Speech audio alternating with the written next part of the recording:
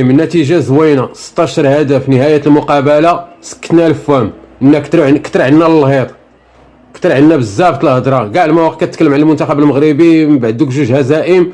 اليوم حباس الهضره صراحه. المنتخب المغربي اليوم قدم مقابله زوينه، قدم نتيجه زوينه، قدم اداء زوين، قدم تشكيله زوينه تبارك الله. كي قال المدرب قال لك بان المنتخب المغربي غيقدم واحد الوجه جديد، وفعلا هذا الشيء اللي بان لنا اليوم، قدم وجه جديد تبارك الله على الدراري. كنتمنى هذه النتيجه هذه تخليهم يطلعوا للدور الثاني ان شاء الله، باش ينافس المنتخب المغربي. بغينا ينافس على البطوله، لان ما يمكنش المنتخب المغربي يخرج من الدور الاول، ما متقبلينهاش.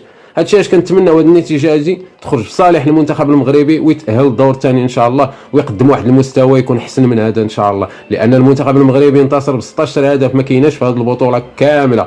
جميع المنتخبات ما حتى حد ما حقق هذه النتيجه هذه، وهاد الاهداف ان شاء الله غيفيدوا المنتخب المغربي باش يصعد للدور الثاني ان شاء الله. مبروك على الدراري، مبروك على الشعب المغربي، مبروك على الكره المغربيه.